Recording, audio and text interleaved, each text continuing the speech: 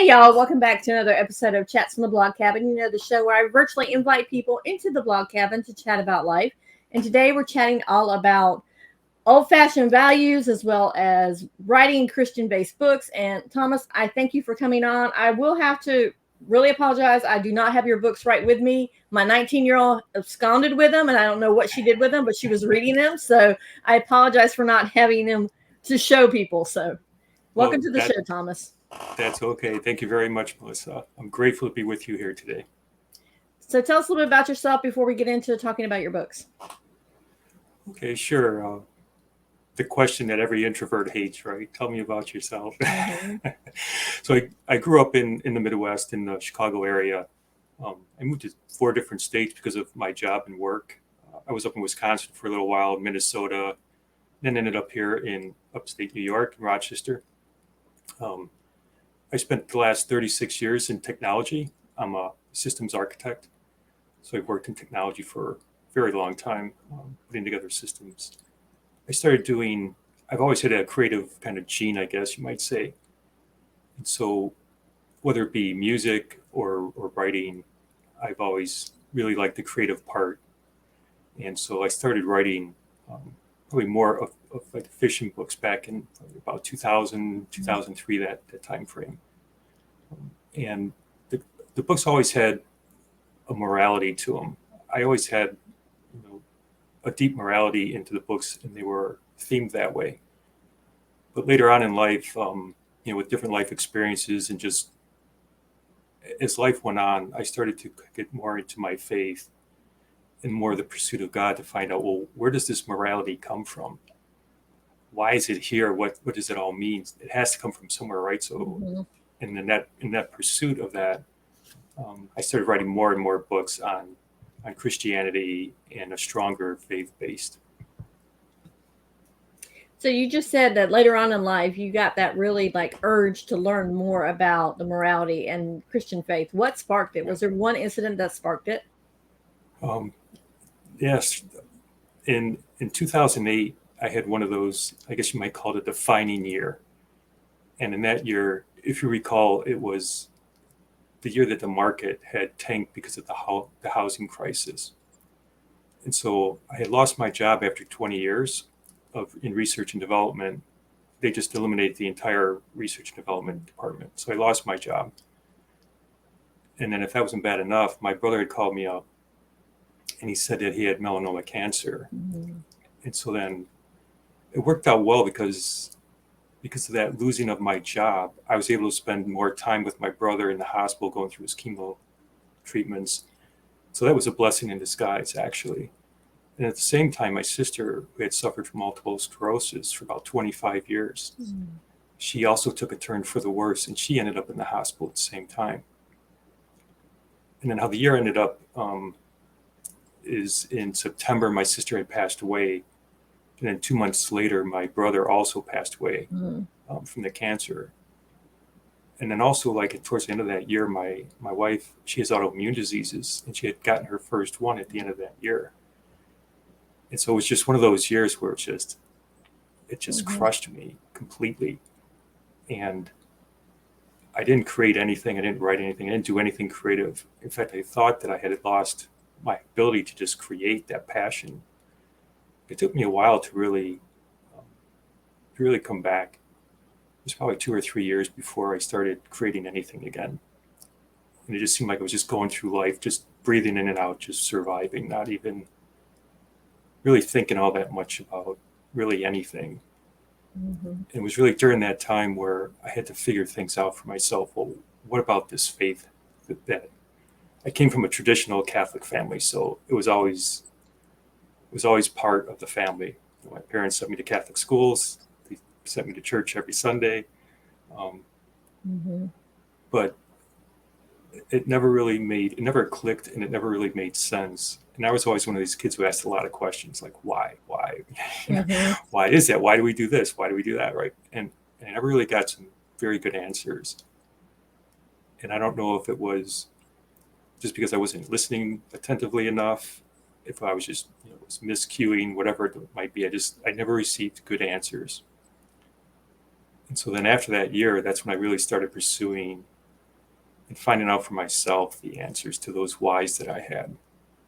And so that was my pursuit of really diving into a lot of theology, reading a lot of scripture, trying to figure out those answers that I think everybody looks to figure out is, okay, God, are you there? Mm-hmm. Why do you hide from us, it seems, and where are you taking me? Yeah, that is so true. And I can totally empathize with you as far as having a horrible year. A lot of my listeners and viewers know my backstory. In 2014, it was a horrible year for us. It was my daughter got diagnosed with epilepsy. We had a car accident, and my dad, who was my biggest hero, got put into hospice care and ended up dying later on that year. So I totally Sorry. understand. It just seems like everything back to back to back happens, and you're like, why, God, why? Right. And those are the questions that really, so I was pursuing those. And during that time, I started writing my brother's story in another novel. And so I wrote his whole story and how it ended up, and that was called Gupper's Gate. And it was during that time that I was also doing a lot of reading and trying to figure out my faith. And it was kind of my back to faith book, I suppose. And even though I didn't understand I didn't have all the answers, Mm-hmm. I was still in that process of pursuing those and even understanding, well, what are the questions? But that was kind of my turn back to the faith and really trying to grasp what that all was. And then after that, I started writing, like, okay, well, what's next for me? What should I do? So I started writing another kind of secularized morality novel called Oak Creek Lane. And I wasn't maybe 2 months into that book when it seemed like God had a different plan. And when God wants something, he's not really quiet about it. Nope. He pokes you pretty hard.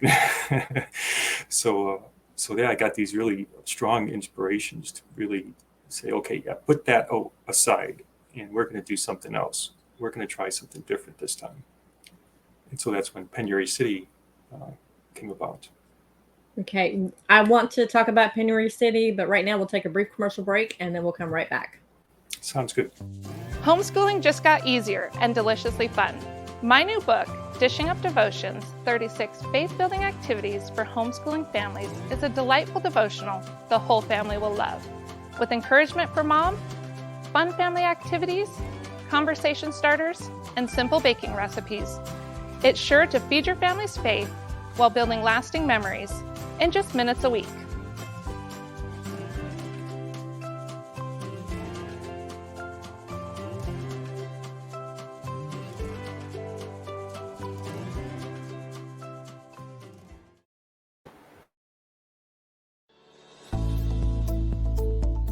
Branding yourself begins with self-reflection.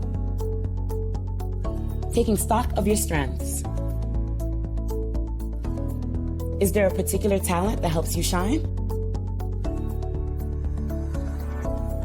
In this series, founder of Pierre Branding Group, Lydia Pierre, sits down with the executives and entrepreneurs to shed light on why it is important to brand yourself and get ahead.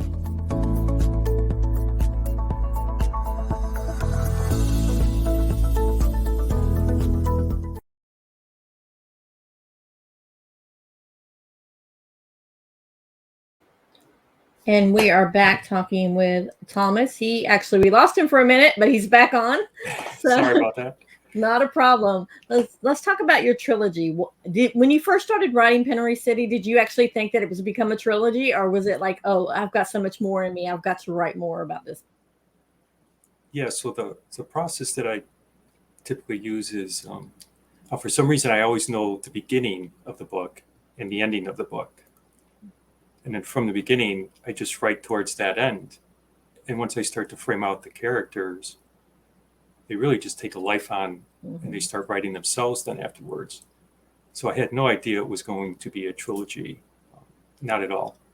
I also found it odd that after I finished, each of the 3 books were 21 chapters.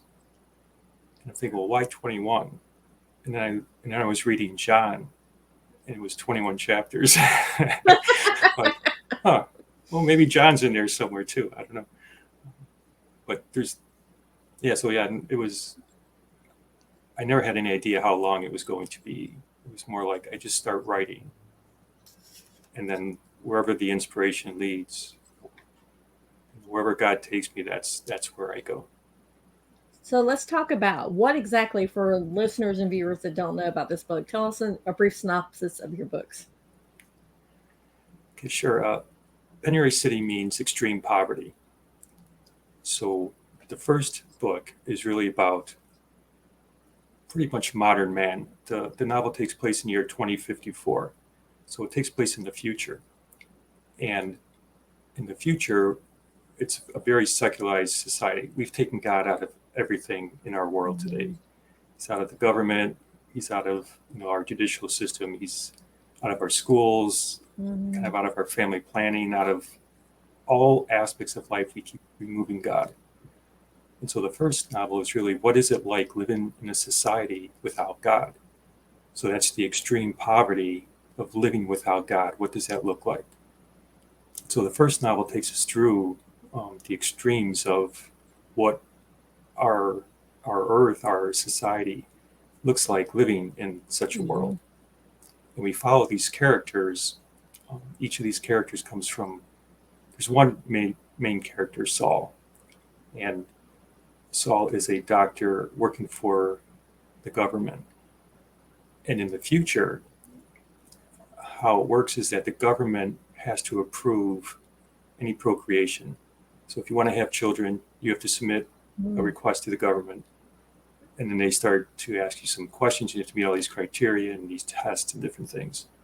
So they do things like, they check your DNA, they check all your health, they check your IQ, these physical characteristics. And if you don't pass the tests, then you don't get to have children. And so what Saul does is he's a doctor. And if there's any pregnancies in this modern world that the government hasn't approved, they're forced aborted. So this doctor performs these forced abortions on anyone who hasn't been approved. So that's kind of the very dark world that we're kind of heading towards. And then in the second trilogy, we follow these same characters from the first in the second book, where they've had enough of that world and they leave it. They're trying to pursue something different. And there's always this rumor that's floating around about this mystical city where there's faith and freedom, the promise of that, where people don't have to submit to these kinds of things. And so our main character, Saul, the woman that he lives with, they were just denied to have children. And so Janice is her name that Saul is with. She takes off to search out this mystical city.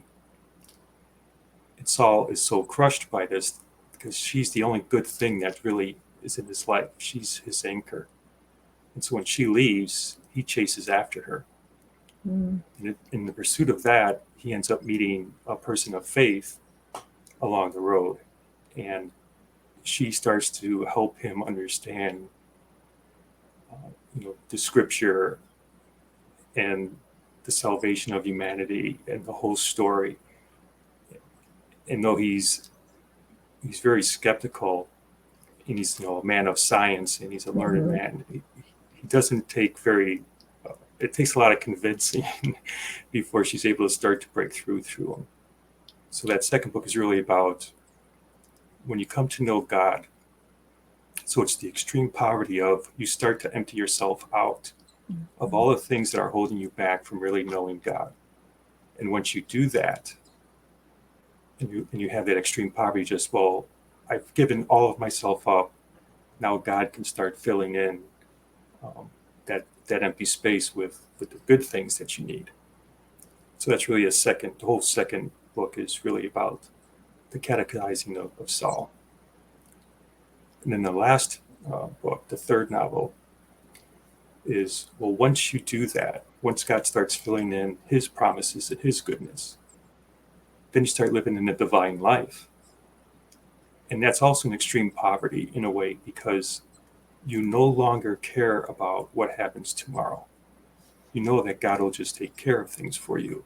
not that they're going to be easy, but that you can rely on he's going to make sure that the best things are going to happen for you, for your salvation, that you're going to be with him. It's not going to be an easy life. It'll probably be a hard life, but it's going to be a joyful life in that there's an adventure to it.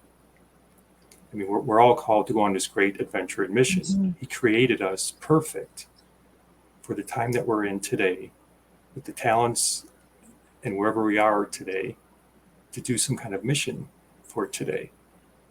And that's what we each have to do, is try to find out, well, what is that adventure for me? What am I supposed to do? And most of us, I think, are just afraid to take the adventure. I think a lot of us know what it is. And once we know what that is, we're afraid of it because it requires a bit of trust. And a lot of us have a hard time relinquishing our control and what we want and our desires for the thing that we're supposed to be doing. But once we do that, we're then living in this extreme poverty of, well, I can completely rely on God to make sure that if I'm doing the things I'm supposed to be doing, then he'll make sure that that road is not easy, but things will be there for me that I need. You know, whether to take care of myself, my family, whatever it is I'm going to need to do. And so then we're living as, you know, as a child who's dependent on their father to provide for them what is needed, as long as we keep following him. I love that. I love how you show the progression of Saul too, in your books. Like, beginning, obviously he was the doctor that had to perform these abortions, so he probably didn't have a lot of faith. And then things happen along the way, and God kind of calls to him, like whispers, and then all of a sudden you hear the loud calling of him. Like you said, God will whisper something, his plan, and when you're not obeying it, he'll like put it in front of you and let you know that, hey, you're supposed to be listening to what I'm saying. So you did it perfectly. Now, what made you decide to write this book? Because it's like not something that you would normally read in Christian fiction. Yeah, like I said, it was pretty much God telling me that when I was writing another secular, it's like I couldn't finish that book. I couldn't even really start it. I kept getting these strong inspirations to write this other series. So, I mean, you can't say no once God is telling you to do something. So. Now, do you have any one of your books with you? I do. Do you want to read a part of it? One of them, so people can kind of hook them in, so they want to buy. Of course. Well, this is the first one. So I'll read a little excerpt from this. So maybe just to give a little setup to this. So I was saying, the story takes place in the future in 2054, and the doctor is Saul Kreich, and he's going after Janice. And there's also this woman who is, she's also kind of mystical in herself, in which she seems to know the way on how to get to the city. And so he has to find this woman and figure out, well, where did Janice go? How I need to find Janice. I need to find this woman first, who seems to have the way to Penury City. So he goes into, so it's a place in Chicago. It's called Lower Wacker Drive. And it's in the future, it's also a very impoverished part of the town. So it's a very kind of seedy place. It's not a place that you want to go to at night by yourself, walking around. So he's going in this kind of really dark, impoverished place, looking for this woman who's always usually there because she hands out bread and things to the poor people. He slowly walked over to a trash container and tossed the man's coat inside. Something fell out of it and struck the pavement, making the tinny sound of metal hitting. Clank, clink, clink. The sound echoed off the walls, but then faded quietly into the street. Saul bent down to pick it up. It was a small, round, silver metal object that had an inscription written on it. The darkness of the corner was too great to read it, so Saul moved under one of the few street lights. With the yellowish light, he was able to make out the letters A, V, E on the silver metal. Av, Sal said aloud. The instant he said it, there was a soft blue light coming from just behind him, and he quickly turned to see a woman dressed in a white dress with a blue overlay. She wore a shawl on her head that fell around her face and neck. It is pronounced Ave, Saul. You are Maria? He asked. I am.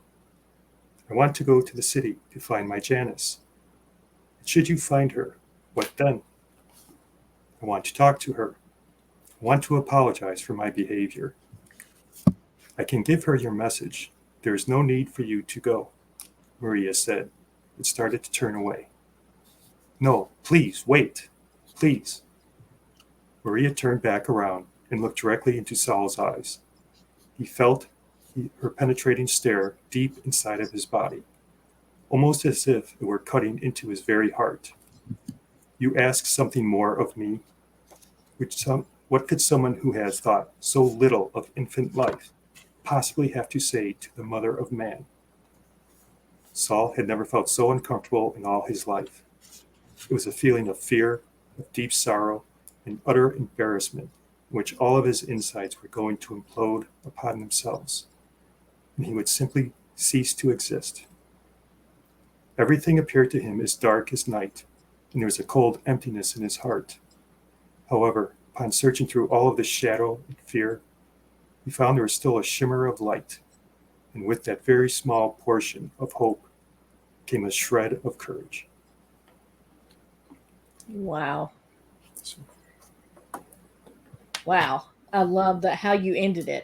That was the perfect one because it's like, wow, shred of courage. And then people got to realize we have to read the books to find out where the courage comes, right? What he has to go through. You built it up really well. Now you talk about how your writing reflects old-fashioned values. So let's talk about some of the values that you reflect in your writing. Sure. So for me, at least, those values are faith, family, freedom, love, and sacrifice. Faith is what starts everything. You need faith, and it isn't blind faith. Faith is trust in something that you have carefully thought out, in your mind and in your heart. It's not something that you just say, well, I have no idea. I'm just going to have faith that everything will just work out, right? That's not what faith is. It's not when you don't understand something that you're just going to go with the flow and have faith that something's going to happen good for you. Faith is really with whatever your capacity might be to learn and understand and truly contemplate the message that's in the gospel. And because Jesus, when he came, he gave us the true, the indication and the personality of our Father. This is who the Father is. And he showed us that. And he also said he was God. So now there's only, two choices. Either you read all that he has to say, and you read all the people who knew him and all what they had to say. And then you start to make a choice of, well, are you going to believe he is who he said he was? Mm-hmm. And if you do, well, then you have to follow him. And if you don't, well, then you're throwing away whatever he has to offer. Mm-hmm. And then family is very important as well, because family's the domestic church. It's where we encounter God for the first time. And you can't have a global church and expect that to be holy if our domestic churches are not holy, because the people who fill those other churches are coming from our families in our domestic church. So we need to get the family domestic church right first, and then we can build up the rest of God's church. I think we've lost that a lot in modern day. Is we have a lot of broken families, and we need to try to bring that back together. And then freedom is, well, one of God's greatest gifts to us.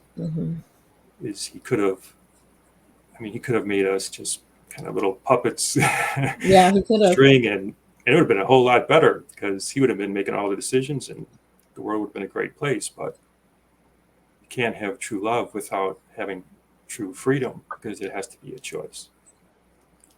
And that's really a part of our divinity, is to be able to have that freedom to choose. Mm-hmm.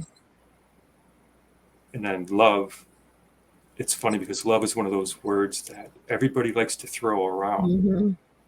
but hardly anyone understands the definition of what love is. And the Greeks had, I think, 7 different terms for the different types of love.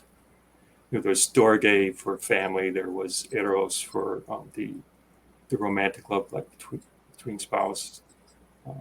There was the friendship kind of love, and agape love, which is compassion.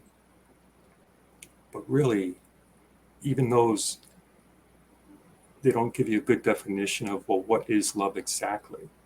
What does it mean to love? Mm-hmm. And love really is when you will the good of another person, not for your sake, but for theirs. Mm-hmm. And then you're willing to do something about it. So that requires a sacrifice. Mm-hmm. You can't just say, well, I will all the good in the world for you, and then see ya. Yep. Well, no, you just committed. You have to do something now. How are you going to help them achieve the good for themselves? And it requires a sacrifice on your part. So you have to give up some time, you have to give up money, you have to give up space, you have to give up something of yourself in order to help that other person achieve the good that you just willed them. And then lastly, well, sacrifice also is, well, once you do start to love your fellow man, you start with your families and move on to your friends, and you start moving out your circle of those that you can love, because it's difficult to love people. Yeah, it is. It's very difficult. People are complicated. They're hard. We miscommunicate continuously, and so it's hard to do that. So you really have to sacrifice a lot of yourself and be willing to have a lot of humility.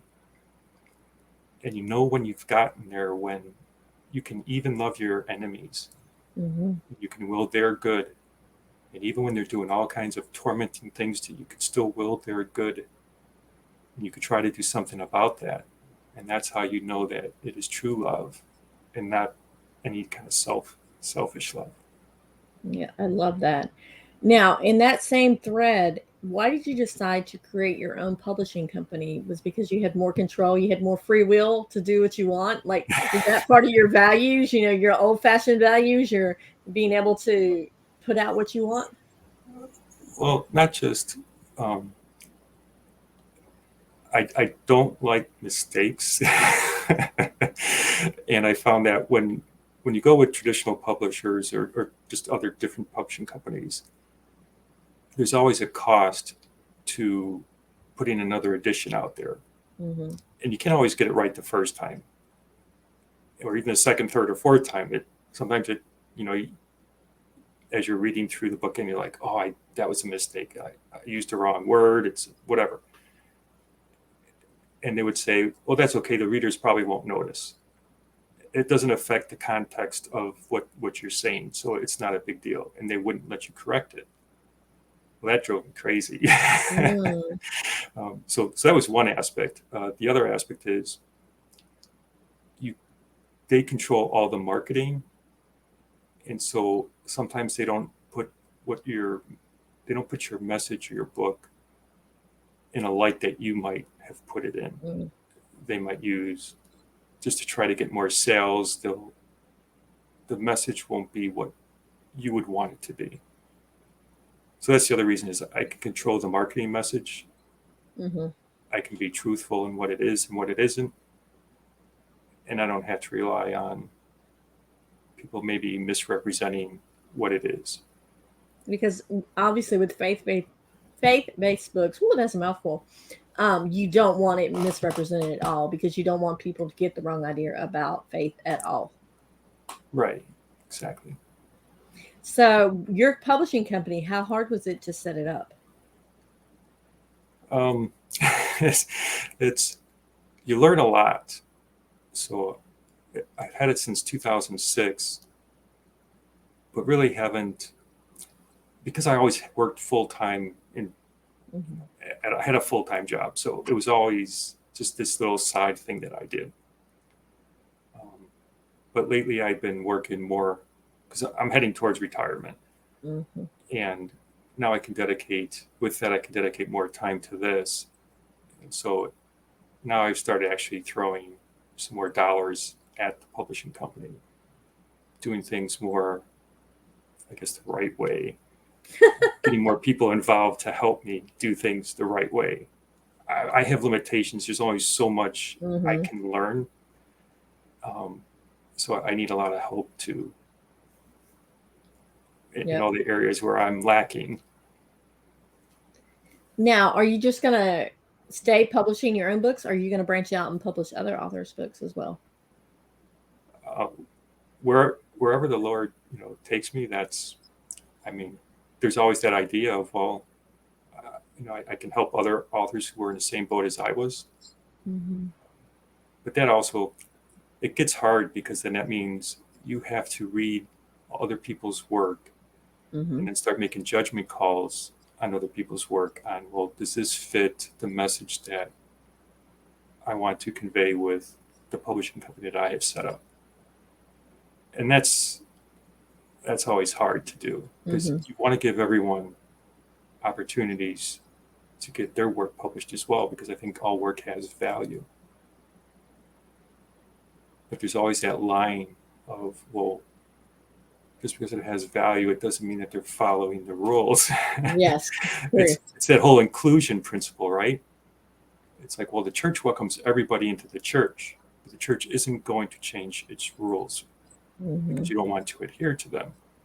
Because that's not love either. Love is, I need to will your good. And if you're doing things that are not good for you, then as hard as that is, I'm sorry.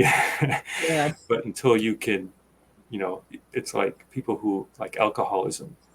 If someone you know and you care about is an alcoholic, you're not going to buy them drinks. Even, you're not going to give them money so they can buy drinks. You Mm-hmm. have to really, it's a hard place to be in. And in order to will their good, sometimes you have to see them totally fail in order for them to hit that rock bottom before they turn around again. That's a hard thing to do. So when you are writing your books and you're obviously editing it because you're publishing it yourself, do you ever say, okay, I can't edit my own books, I have to farm them out to a certain editor, or that way? Oh, yeah. I have two different editors. I have a content editor who's also very Christian based. And then I have a technical editor who helps. And even then, you still end up catching like mistakes. It depends on how good the story is. Sometimes when the story is really good, they'll read over the mistakes, especially like the good parts of the story. Like they'll catch the ones that the story is, I'm not saying not good, but it's not as good as like the climax. It's not as juicy as the right. And when they're reading through those juicy parts, they read over the same errors that I wrote, so it gets complicated. Has there ever been one time that one of the editors suggested that you cut part of the book and you're like, no, I want that in. I wrote those words, I'm not taking them out? Oh, yeah. We have our little debates back and forth. Like, no, I'm not changing that word. I use that word specifically. It has a specific meaning in it. It's like, nope. There is one thing that I was working with another editor, and it's when I like the old-fashioned books. Like when I read for enjoyment on my own, I usually don't read anything after the 60s. It's usually all the older, the classical stuff. And I like the narration that used to be. Today it's, well, you can't have this godlike narrator that sits on top and tells the story. You have to tell the story through characters. And sometimes it gets really complicated to keep those types of things progressing the story along, because you start to lose track of, wait, who's telling what, where, and you have this whole time thing where you're. And so, I mean, if it was a movie, it would be a lot easier because you'd have the visuals to help you. But when you're reading it, sometimes you get lost in that. I think if I had to do it over again, I would have put the God narrator, because I don't have a problem with God looking over my shoulder narrating the story for me. So yeah, So that would be one of the things I would change. So do you think that this maybe could be made into a Christian-based film, your trilogy books, Penury City? Sure, I think any story can be made, into the movie. I wrote a script for one of my other novels, and it was amazing to me that when I just wrote the actual movie script, it was 600 pages using the movie script format, and I had to cut it down to 120 pages. Wow. I never realized how much they took out of books when they wrote, when you do a movie for a book. Wow. That's a lot of pages. It's a lot of pages. So now you know how much you're missing when they do a movie from a book. Yeah, because obviously sometimes people say the book is so much better than the movie, or the movie was so much better than the book, because they get to embellish a little bit more in the movie, Right. and they pick and choose like things in the movie and the book from the book, but they don't actually place them in the timeline the way they went in the book. That they kind of lump them all together. Right. They try to make the best movie possible to keep your attention. And let's face it, when you're reading novels, you need a lot of background information. So it's not always at the edge of your seat, heart pumping, movie going type of action. It's slow. Sometimes it's tedious to get through, but you're glad that you got through it because you need that background. I mean, life's kind of tedious, right? We don't live life that way. Why should we expect our art to be that way? That's so true. Now, what is up next for you? Are you writing anything right now that you want to share? Sure. There's this idea that I could continue the trilogy and write another trilogy, because the story has a way of continuing on. But right now, I'm focused on trying to deliver this message first. And so if that's God's plan, is okay, well, let's write the next part, then that's what I'll do. But really right now it's more of trying to promote God's message, try to get people back, trying to understand that God is here in the present, even though we're going through all of these tough times right now. And it's hard to see God, but God is here with us and he wants to talk to us. We just have to be able to listen, because he is here and we can talk with him. We just need to take that next step, because he's not going to force his way in. Yep. And sometimes with all the fear and the anxiety and all that's going on, we forget to ask. We forget to ask him for help and tell him what's going on. That is so true. Did you ever go back and finish that other book, the secular book that you were writing, or is that still on the back burner? No, that's in a folder on my computer somewhere. Maybe one day you'll be led to go back and finish it up. I doubt it. I did write a companion book to the trilogy titled The Pesher. And in Hebrew, that the Pesher means interpretation.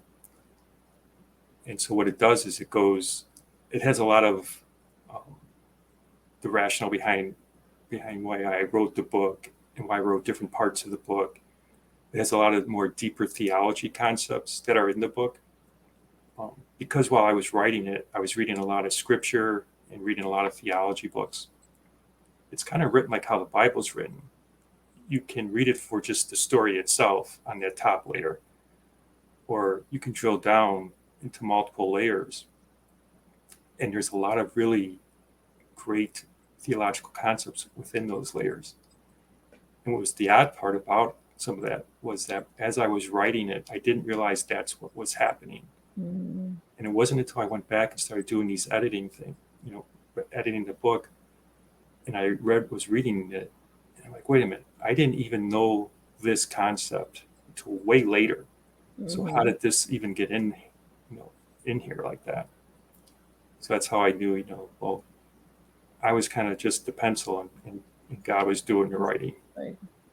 I love how things like that happen, and especially in real life, where like you're reading a Bible verse, and then next day you're in a conversation with friends or something, that same something around that same tone of that verse comes up, and then you pick up a book and it's in the book, and you're like, okay, I get it, God, you're sending me all these messages. I really Right. need to start paying attention to it. Right. Yeah. When he wants to give us something, he's not subtle. No, he's not. It's like boom, right there in your face. Right. I mean, sometimes he gives us little nudges, but if we're not paying attention, then subtlety wears off quickly. Now, our time is almost up. Is there one last little nugget that you want to leave us with before we start talking about where we can find your books and where we can find you? Yeah, I just want to remind people that, God loves you. He created you perfect. He delights in you. He created you to receive love and to give love. So there's no reason to fear. Just follow God home. And if you can along the way, help your brothers and sisters. I love that. Now, let's talk about where we can find you first. Sure. So, my website is woundedcrowpublishing.com. If that's too hard to remember, you can also remember penurycity.com, and that'll just hyperlink you to Wounded Crow Publishing. All of my social media, you can email me from that site. All the links are there to get to me in one way or the other. And you also have a coupon code for listeners and viewers. I do.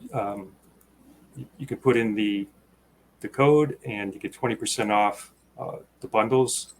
So you can either choose the 3-book bundle, or you can choose the 3-book bundle along with the companion book, the Pesher. Either one of those. There's no limit on quantity. There is a limit on the user. So one user goes in one time. You can buy as many as you want, and you get 20% off. It's great. Christmas is coming around, and if you've got someone that really loves to read, I highly suggest getting these books, especially if they love to read Christian-based books. Right. And the code for those that don't see it on the screen is Blog Cabin, one word. So put it in that, and you'll be able to get 20% off. And Thomas, I want to thank you for coming on and for sharing your writing talents, for sharing your love of God and love of people with everyone, because it certainly came through in this interview. You seem like at the lowest point in your life is when you found God. And I think a lot of people can actually relate to your story. Okay, well, good. Thank you very much for having me. I really appreciate it. Okay, guys, like I said, I put everywhere in the show notes where you can find Thomas at, as well as the discount code, which is good till December 23rd. So it's a great Christmas present. And as always, be blessed. And most importantly, keep chatting. See you later. Bye. Bye.